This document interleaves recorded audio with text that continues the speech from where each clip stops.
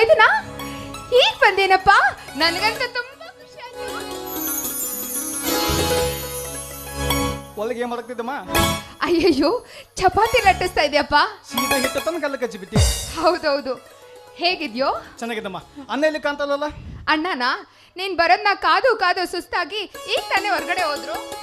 ಅಂದ್ರೆ ಇವತ್ತು ಈ ದರಿದ್ರ ಮನೆಗೆ ಬರ್ತಾನೆ, ಬಂದು ಕೂಡಲೇ ತನ್ನ ಶಿಕ್ಷಣಕ್ಕೆ ಹಣ ಕೇಳ್ತಾನಂತ ಹೊರಗೆ ಹೋಗಿದ್ದಾನೆ ತಾನೆ? ಛೇ ಮೈದನ, ಹಾಗ್ಯಾಕಪ್ಪ ಮಾತಾಡ್ತಾ ಇದ್ಯಾ? ನೋಡು, ನಿನಗೋಸ್ಕರನೇ ನಿಮ್ಮ ಅಣ್ಣ ದುಡಿತಾ ಇದ್ದಾರೆ. ಹಗಲು ರಾತ್ರಿ ನೀನ್ ಡಾಕ್ಟರ್ ಆಗ್ಬೇಕು ಅಂತ ಕಷ್ಟ ಪಡ್ತಾ ಇದ್ದಾರೆ. ನೀನ್ ಬಂದೆ ಅಂತ ಅವ್ರು ಯಾಕೆ ಹೊರಗಡೆ ಹೋಗ್ತಾರೆ? ನಿಜ ಅತ್ಕಮ್ಮ, ನಮ್ಮ ಅಣ್ಣ ಒಬ್ಬ ಬಡ ರೈತ ಆದ್ರೂ ಕೂಡ ನನ್ನನ್ನೊಬ್ಬ ದೊಡ್ಡ ಡಾಕ್ಟರ್ ಮಾಡಬೇಕಂತ ಅನಿಸ್ಕೊಂತಿದ್ದೀನಿ. ಅವನ ಆಸೆ ಅಂತೆ ನಾ ಇವರಿಗೆ ಒಬ್ಬ ದೊಡ್ಡ ಡಾಕ್ಟರ್ ಆಗಿ ಬರ್ತೀನಿ. ಹಾ ಅತ್ಕಮ್ಮ, ನಿಮ್ಗೊಂದು ವಿಷಯ ಹೇಳ್ಬೇಕು, ಬಟ್ ನೀವು ಬೈಬಾರ್ದು. ಅಯ್ಯೋ, ನೀನು ಒಂದು ವಿಷಯ ಅಲ್ಲಪ್ಪ, 100 ವಿಷಯ ಹೇಳು, ನಾನು ಬಯೋದಿಲ್ಲ. ಯಾಕೆ ಹೇಳು? ನೀನ್ ನನ್ನ ಮುದ್ದಿನ ಮೈದುನ ಅಲ್ವಾ? ಅತ್ಕಮ್ಮ, ನಾನು ಹುಡುಗಿನ ಮನಸಾರಿ ಪ್ರೀತಿಸ್ತಾ ಇದ್ದೀನಿ. ಯವ್ವಿ, ನನ್ನ ಮೈದುನ ಒಂದು ಹುಡುಗಿನ ಪ್ರೀತಿಸ್ತಾ ಇದ್ದಾನ? ಪ್ರೀತಿಸೋ ಅಷ್ಟು ದೊಡ್ಡವನಾಗ್ಬಿಟ್ಟ ನನ್ನ ಮೈದುನ? ನಾನಿನ್ನ ಚಿಕ್ಕ ಮಗು ಅನ್ಕೊಂಡಿದ್ನು. ಅಂದಾಗೆ ಯಾರು ಹುಡುಗಿ, ಏನ್ ಮಾಡ್ತಾ ಇದ್ದಾಳೆ, ಎಲ್ಲಿದ್ದಾಳೆ? ಬೇಗ ಬೇಗ ಹೇಳು. ಆಯ್ತಮ್ಮ, ಇದೇ ಊರಿನ ಶ್ರೀಮಂತ ಶ್ರೀಕಾಂತ ತಂಗಿ ಶಿಲ್ಪ ಅಂತ. ಏನು? ಶಿಲ್ಪನ? ಏನಾಯ್ತಮ್ಮ? ಶಿಲ್ಪ ಅಂತ ಕೂಡಲೇ ನಿಮ್ಮ ಮಗುವೆ ಸಪ್ಪೈತಲ್ಲಮ್ಮ. ಅಂದ್ರೆ ಅವಳು ನಿಮಗೆ ಇಷ್ಟ ಇಲ್ವಾ? ನಿಮಗೆ ಅವಳು ಇಷ್ಟ ಇಲ್ಲ ಮೇಲೆ ನಾನು ಅವಳನ್ನ ಮರೆತು ಬಿಡ್ತೀನಿ ಬಿಡಮ್ಮ. ಛೇ, ಹಾಗೆಲ್ಲ ಮಾತಾಡ್ಬೇಡಪ್ಪ. ನೋಡು, ನಿಮ್ಮಣ್ಣ ಬಂದಿದ ತಕ್ಷಣನೇ ನಿಮ್ಮಿಬ್ರು ಪ್ರೀತಿನ ಅವ್ರ ಜೊತೆ ಹೇಳ್ತೀನಿ. ಆದಷ್ಟು ಬೇಗ ನಿಮ್ಮಿಬ್ರು ಮದುವೆ ಮಾಡೋದಕ್ಕೆ ತಯಾರಿ ಮಾಡ್ತೀನಿ. ಸರಿ ಅಮ್ಮ, ಅಣ್ಣನ ಹತ್ರ ನೀನೇ ಹೇಳು. ಹಾ ಅಮ್ಮ, ಈ ಬ್ಯಾಗ್ ಸ್ವಲ್ಪ ಒಳಗಡಮ್ಮ. ಆಯ್ತಪ್ಪ. ನಾನು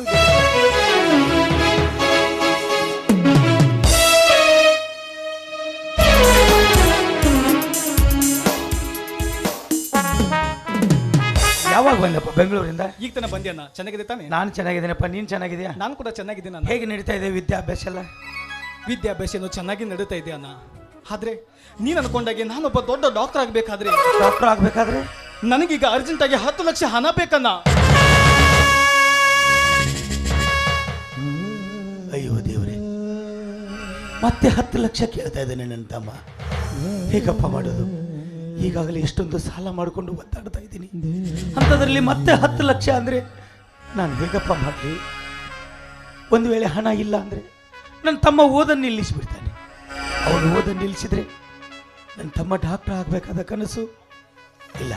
ನನಗೆ ಎಷ್ಟೇ ಕಷ್ಟ ಆದರೂ ನನ್ನ ತಮ್ಮ ಓದಬೇಕು, ನಾ ಹಣದ ವ್ಯವಸ್ಥೆ ಮಾಡಲೇಬೇಕು. ನೋಡಪ್ಪ, 10 ಲಕ್ಷ ತಾನೆ, 10 ಲಕ್ಷ ಹಣ ನಾನೇ ವ್ಯವಸ್ಥೆ ಮಾಡ್ತೀನಿ. ಆದರೆ ಯಾವುದೇ ಕಾರಣಕ್ಕೂ ನೀನು ಓದನ್ನು ನಿಲ್ಲಿಸಬಾರ್ದು ಅಣ್ಣ.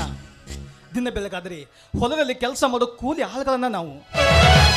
ಹೀಗಿರುವಾಗ ಒಂದಲ್ಲ ಎರಡಲ್ಲ 10 ಲಕ್ಷ ಹಣ ಅಣ್ಣ, ನೀ ಹೇಗನ್ನ ಕೊಡ್ತೀಯ ನನಗೆ? ಯಾಕೋ ನನ್ನ ಮೇಲೆ ನಿನಗೆ ವಿಶ್ವಾಸ ಇಲ್ಲ. ನೀನು ನನ್ನ ತಮ್ಮ, ನಾನು ನಿನ್ನ ಅಣ್ಣ.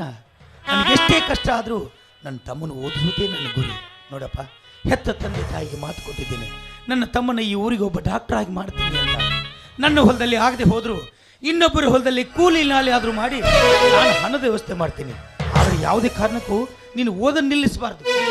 ಇಲ್ಲ ಅಣ್ಣ, ನೀನು 10 ಲಕ್ಷ ಹಣ ತಂದು ಕೊಟ್ಟರೆ ನಿಜವಾದ್ರೆ ಹೆತ್ತ ತಂದೆ ಆಸೆಯಂತೆ ನಾನೊಬ್ಬ ದೊಡ್ಡ ಡಾಕ್ಟರ್ ಆಗ್ತೀನಿ ಅಣ್ಣ. ಇದು ನಿನ್ನ ಪಾದನಿಗೂ ಸತ್ಯ ಅಣ್ಣ. ತುಂಬ ಸಂತೋಷಪ್ಪ, ತುಂಬ ಸಂತೋಷ. ಈ ಸಂದರ್ಭದಲ್ಲಿ ತಾಯಿ ತಂದೆ ಇದ್ರೆ ಅದು ಎಷ್ಟು ಸಂತೋಷ ಪಡಿತಿದ್ರು ಏನು. ಆದರೆ ನಮ್ಮ ದೈವ ತಂದೆ ತಾಯಿನ ಕಳ್ಕೊಂಡು ಅನಾಥರ ಆಗಿಬಿಟ್ಟಿವೆ. ನೋಡು, 10 ಲಕ್ಷ ಹಣ ವ್ಯವಸ್ಥೆ ಮಾಡ್ತೀನಿ. ಹೋಗ್ಲಿ, ಹಣ ಯಾವಾಗ ಬೇಕು ಅಣ್ಣ? ಹಣ ನಾಳೆಗೆ ಬೇಕಣ್ಣ. ನಾಳೆ ಬೇಕಾ? ಹೌದಣ್ಣ. ಆಯ್ತಪ್ಪ, ನಾನು ಹೇಗಾದರೂ ಮಾಡಿ ಹಣದ ವ್ಯವಸ್ಥೆ ಮಾಡ್ತೀನಿ. ಹೋಗು, ಈಗ ತಾನೇ ಬಂದಿಯಾ, ಸ್ನಾನ ಮಾಡಿ ಊಟ ಮಾಡಿ ಹೋಗು. ಇಲ್ಲ ಅಣ್ಣ, ಫ್ರೆಂಡ್ಗೆ ಭೇಟ ಬೇಕು, ಅದಕ್ಕೆ ಭೇಟಿಗೆ ಬರ್ತೀನಿ ನಾನು ವಾಪಸ್. ನೋಡಪ್ಪ, ಫ್ರೆಂಡಿಗೆ ಭೇಟಿ ಆಗೋದು ಆಮೇಲೆ ಇದ್ದೇ ಇರುತ್ತೆ. ಮೊದಲು ಸ್ನಾನ ಮಾಡಿ ಊಟ ಮಾಡಿ ಹೋಗು. ಇಲ್ಲ ಅಣ್ಣ, ವಾಪಸ್ ಬರ್ತೀನಿ ಅಣ್ಣ.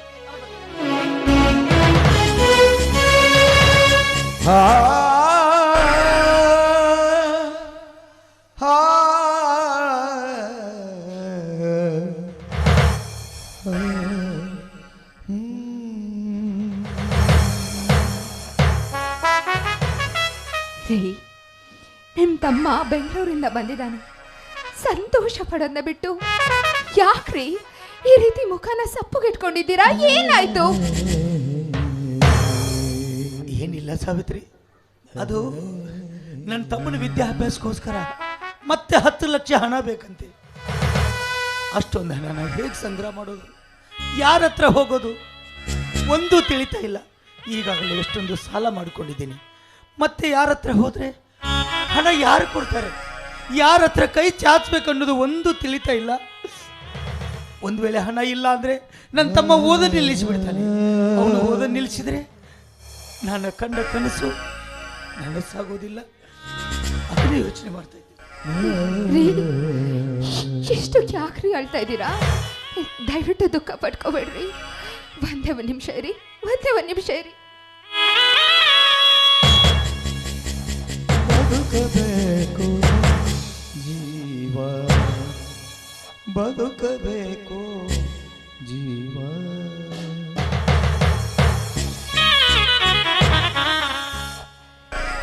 ರೀ, ನಾನು ಮದುವೆ ಆಗಿ ಈ ಮನೆಗೆ ಬರಬೇಕಾದ್ರೆ ನನ್ನ ತಂದೆ ತಾಯಿ ನನಗೋಸ್ಕರ 2 ಎಕರೆ ಜಮೀನನ್ನ ನನ್ನ ಹೆಸರಿಗೆ ಬರೆದಿದ್ದಾರೆ.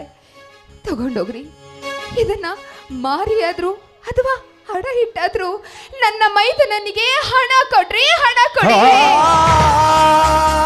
ಯಾಕಂದ್ರೆ ನನಗೆ ಅವನು ಬರೀ ಮೈದನ ಅಲ್ಲ, ನನ್ನ ಹೊಟ್ಟೆಯಲ್ಲಿ ಹುಟ್ಟಿದ ಮಗನಿಗಿಂತ ಹೆಚ್ಚು ರೀ, ಹೆಚ್ಚು. ನೋಡಿ, ಇಷ್ಟು ದಿನ ನಾವು ಯಾರಿಗೋಸ್ಕರ ಬದುಕಿದೀವಿ, ಯಾರಿಗೋಸ್ಕರ ಬದುಕಿದೀವಿ ರೀ? ನಾವು ಬದುಕಿರೋದೇ ನನ್ನ ಮೈದನಿಗೋಸ್ಕರ ಅಲ್ವಾ? ಅವನು ಬಿಟ್ರೆ ನಮಗ್ ಬೇರೆ ಯಾರಿದ್ದಾರೆ, ಯಾರಿದ್ದಾರೆ? ತಗೊಳ್ಳಿ, ಆದಷ್ಟು ಬೇಗ ಹಣ ತಂದು ನನ್ನ ಮೈದನನ್ನು ಕೊಡ್ರಿ. ಮೆಚ್ಚಿದೆ ಸಾವಿತ್ರಿ, ಮೆಚ್ಚಿದೆ.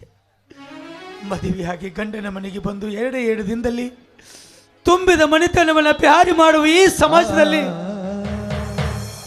ನನ್ನ ತಮ್ಮನಿಗೋಸ್ಕರ ಪ್ರೀತಿಯಿಂದ ಕೊಟ್ಟ ಉಡುಗೊರೆಯನ್ನ ಮಾರು ಅಂತ ಹೇಳಿದೆಯಲ್ಲ ಸಾವಿತ್ರಿ. ನೀನು ನನ್ನ ಮನೆಗೆ ನನ್ನ ಮಡದಿಯಾಗಿ ಬರಲಿಲ್ಲ, ನನ್ನ ಪಾಲಿನ ದೇವತೆ ಕಣೆ. ಸ್ವಾಮಿ,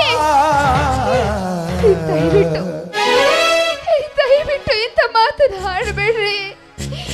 ನೀವು ನ್ಯಾಯ, ನೀತಿ, ಧರ್ಮ ಅಂತಾನೆ ಈ ಮನೆತನದಲ್ಲಿ ಬದುಕಿದವರು. ನಮ್ಮ ಮನೇಲಿ ಹಣಕ್ಕೆ ಕೊರತೆ ಇರಬಹುದು, ಆದ್ರೆ ಈ ಪ್ರೀತಿ ವಾತ್ಸಲ್ಯಕ್ಕೆ ಎಂದು ಕೊರತೆ ಇಲ್ಲ ರೀ, ಎಂದು ಕೊರತೆ ಇಲ್ಲ. ನೋಡಿ, ನೀವು ನನಗೆ ಹಣ ಆಸ್ತಿ ಕೊಡ್ಲಿಲ್ಲ ಅಂದ್ರು ನನ್ನ ಮನಸಾರೆ ಪ್ರೀತಿ ಮಾಡ್ತೀರಾ. ನನ್ನ ಹೃದಯ ಏನು ಅಂತ ನೀವು ಅರ್ಥ ಮಾಡ್ಕೊಳ್ತೀರಾ. ಅಂಥದ್ರಲ್ಲಿ ನೀವು ಇಂಥ ಚಿಕ್ಕ ವಿಚಾರಕ್ಕೆ ಅಳೋದೆ ಇಲ್ಲ ರೀ, ಇಲ್ಲ. ನೋಡಿ, ನನ್ನ ಮೈದನ ಡಾಕ್ಟರ್ ಆದ್ಮೇಲೆ ಇಂಥ 10 ಜಮೀನ್ ಬೇಕಾದ್ರೂ ನಾವು ಕೊಂಡ್ಕೋಬಹುದು. ನನಗೆ ಈ ಆಸ್ತಿ ಮುಖ್ಯ ಅಲ್ಲ ರೀ, ಈ ಆಸ್ತಿ ಮುಖ್ಯ ಅಲ್ಲ. ನನ್ನ ಮೈದನ, ನನ್ನ ಮಗ ಮುಖ್ಯ ರೀ, ನನ್ನ ಮಗ ಮುಖ್ಯ. ಆಯ್ತು ಸಾವಿತ್ರಿ, ನೀನು ಹೇಳಿದಾಗೆ ನಾನು ಹೇಗಾದರೂ ಮಾಡಿ ಹಣದ ವ್ಯವಸ್ಥೆ ಮಾಡ್ಕೊಂಬರ್ತೀನಿ. ನನ್ನ ತಮ್ಮ ಮತ್ತೆ ನಾಳೆನೇ ಬೆಂಗಳೂರು ಹೋಗ್ಬೇಕಂತೆ. ಅದು ಯಾರೋ ಸ್ನೇಹಿತರಿಗೆ ಭೇಟಿ ಆಗ್ಲಿಕ್ಕೆ ಹೋಗಿದ್ದಾನೆ.